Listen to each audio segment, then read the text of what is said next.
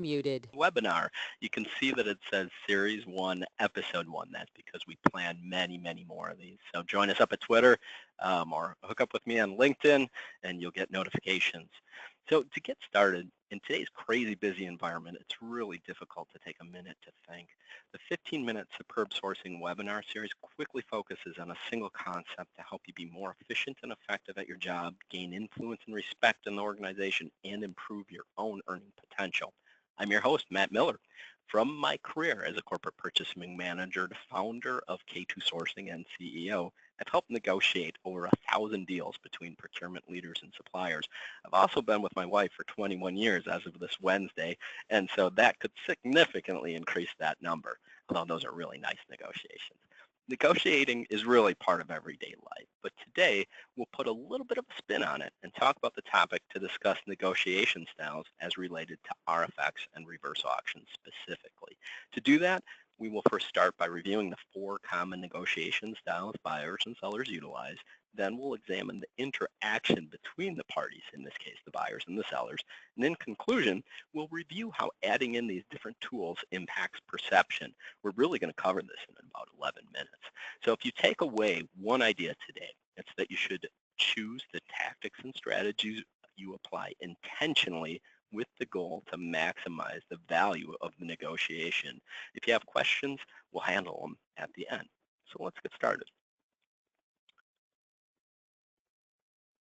So this chart comes from Don Hudson's 1-Minute Negotiator. It's a very easy read, useful introduction to negotiation. It really sets the foundation for the book. On the vertical axis represents your style, if you're proactive versus reacting to other events around you. On the horizontal axis represents your cooperation level. This really leaves us with the 4 different styles. For instance, in the bottom left, you have the avoidance style, which I guess I don't feel like talking about today. Just kidding. This is for people that are uncomfortable negotiating, so it's really avoided. It's a reactive strategy focused on disengagement. People using the accommodate strategy are reacting to a request and tend to be cooperative. They're typically going to give the other party what is requested. Now, when using this strategy, it's a good idea to always get something back out of the deal. That's called a compromise. Now, competition, isn't that the mantra for purchasing? Create greater competition and maximize the value of the negotiation. Get every dollar you can from the supplier. I think that one's pretty clear for most procurement and sourcing experts. Collaboration, that's about working together with parties to create greater value. So let me give you a couple examples to make this a little bit more clear perhaps. So think about in competition. When you are speaking with several suppliers in a negotiation during that process and you say, okay, next week we're going to take final lowest bids offered. Isn't that a very competitive statement? You're letting them know that you're looking for price. You're letting them know it's a competitive situation, and that's how you're going to award. So it's a very competitive statement. In another example, what about a supplier that emails me an increase? Well, hey, I might just lose that email for a while, and when they finally contact me, maybe I tell them I'm really busy, so it's going to take a month for me to schedule that meeting. Now, that's a very reactive strategy. It's also called an avoidance strategy, right? I'm pushing the issue back so I don't have to deal with it at the time being. At another example is a common tactic that sourcing professionals use is to consolidate the supply base into a preferred supplier. Granted, out of that collaboration, you're working together to create greater savings and reduce the supply base, thereby creating simplicity in your job. Now, here's the thing. While you're consolidating into that supplier and moving business away from others, if you don't tell the other suppliers, which is common, you're using an avoidance strategy to avoid cost increases. It's a 2-for-1 deal. So when you think about these different strategies that you might employ, one needs to really understand the perspective of the other party and take into account the power of the relationship as well as risk. Are you the squirrel or the cat? Now, it's beyond this particular webinar to talk about the power of negotiations and talk about risk in negotiations, but we will cover that in future 15-minute series. So again, just join up at the Twitter page or join up with me on LinkedIn and you'll see those updates. But the key is when we look at this, from our perspective, it's pretty easy. We're procurement and sourcing professionals. We do this every day. Let's look at it from the seller's perspective for a minute. And let's look at the different tools, specifically eRFx tools, meaning request for quote, request for information, request for proposal, and reverse auction tools that we might utilize. Now, whether we utilize web-based tools or we do this through email, Word, phone calls, it's pretty much a very similar approach in terms of how the seller views the perception. So let's talk about one of our favorite topics, reverse auctions. See, one of the top questions I get when people are questioning should they use a reverse auction is, are my suppliers going to participate?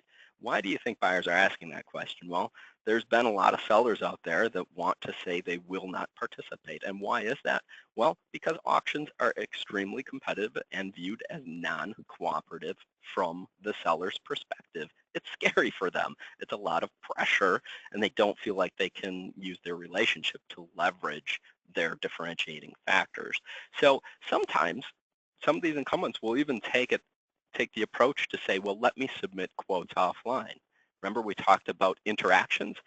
If in an auction situation, you take that quote offline behind the scenes, what have you moved to? You started from competition. The seller reacted with a competitive factor. No, I won't do that. I'm going to do it my way. And you accommodated. So just taken to, it's all about the interaction.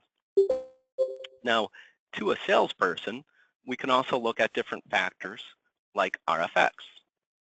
Again, request for information, request for quote, request for proposal. And eRFx, you might as well say, is request for avoidance, RFA. To a salesperson, there are quite a few companies that will not participate, whether you use, again, Word or Excel, they will not participate unless they have a meeting first, because you're asking for a significant time commitment from that corporation or that organization to narrow down the scope of suppliers. So, the question is, do you have a meeting to show additional collaboration? And we'll talk about some of this in just a minute here. So what do salespeople really want?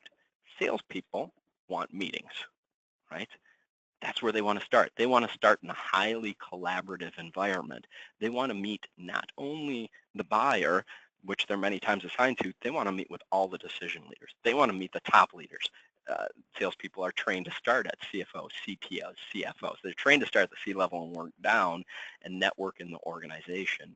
The more they can collaborate, the more they feel they can establish differentiation, and they will work with you to try and collaborate. That's their job. That's what they're trained to do. It's up to you whether you think that's an effective strategy or not. At the same time, we can also look at a simple order, the accommodation strategy. So the accommodation strategy is you work with a supplier, you've worked with them, they give you an offer, you take the order, you move on. These are the different ways that a seller will perceive your reaction to them. So how can we maximize some of the value of those interactions? Because I'm giving you pretty extreme examples, and you don't have to apply one tactic.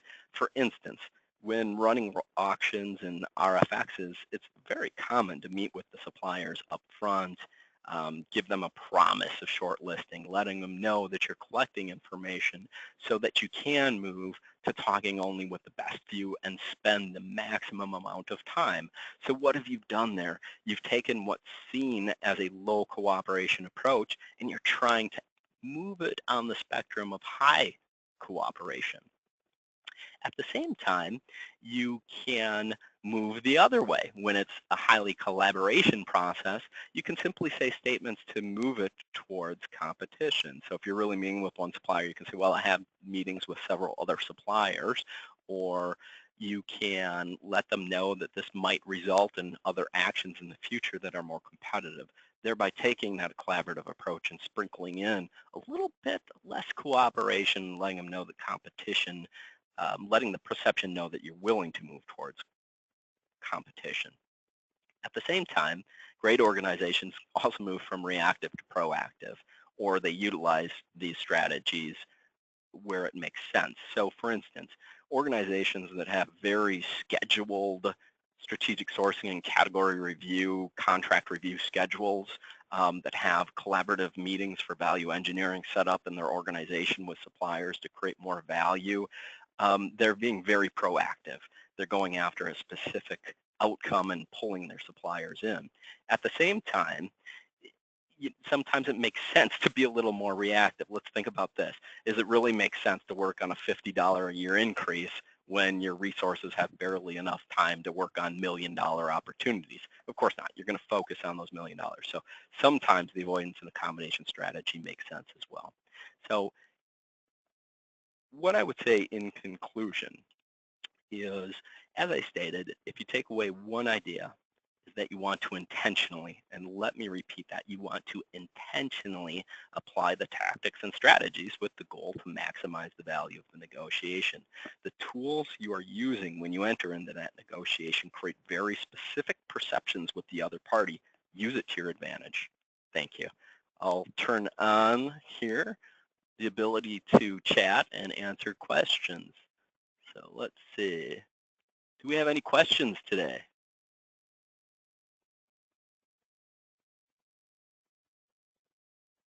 Okay, I'll wait for a minute. I think everybody has the, or you might be able to chat as well. Wait a second. Hold on.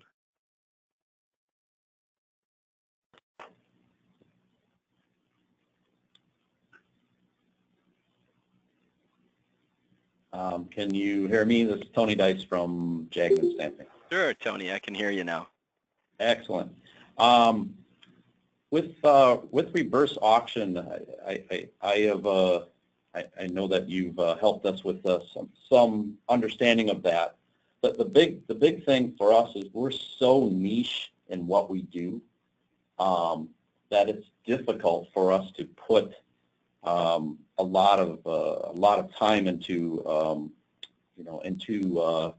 putting it out to the mass audience, because there's only so many people that can help niche type environments like ours.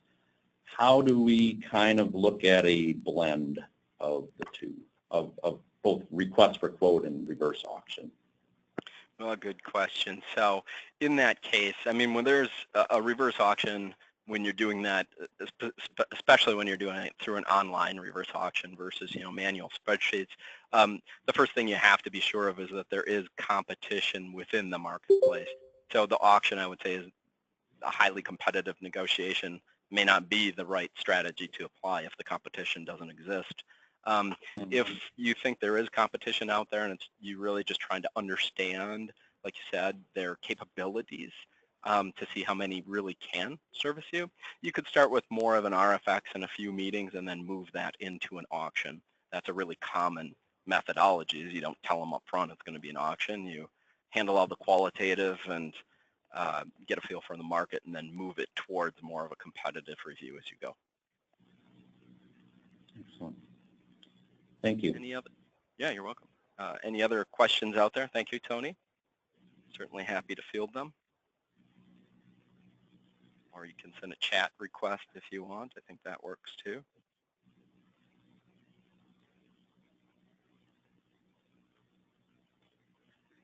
Okay, good. Well, then what I'll do is I'll wrap this up. Thank you all for attending. Thank you for the question. And I look forward to hearing you at future webinars. If you have ideas, certainly email them to me as well. I'll be happy to set up a presentation. Thank you. Thanks for putting this together. Absolutely. Thank you. Bye.